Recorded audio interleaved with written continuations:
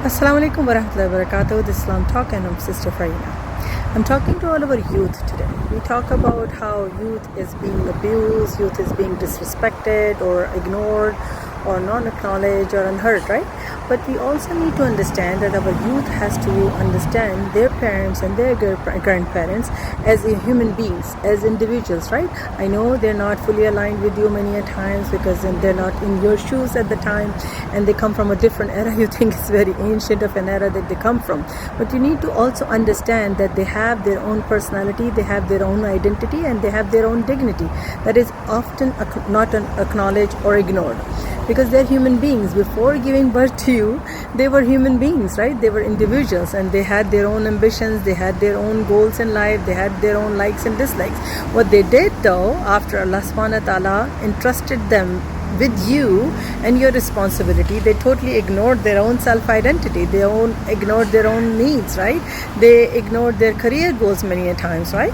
So you need to understand that you need to look at them as human beings. Outside of being your mom, outside of being your father, they're human beings too. They're adults, they're human beings, they're individuals and they're couples, right? So understand their realities while putting yourselves into their shoes. And this is where you will understand what they're sacrificing for you, what they're sacrificing as a human being.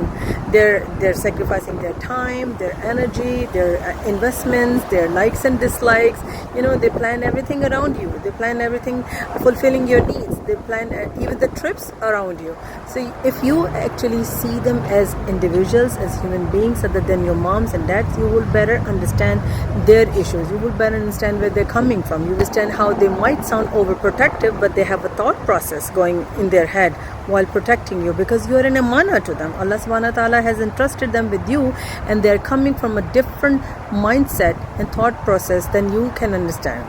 And you know, many a times by the time we understand our parents and their realities, and it's late. So understand today and see them as human beings first and foremost. See them as individuals first and foremost. And be responsible towards their needs and be respectful toward their thought process. Might not agree with you, might not be aligned with you, but they are thinking about you. Assalamu alaikum.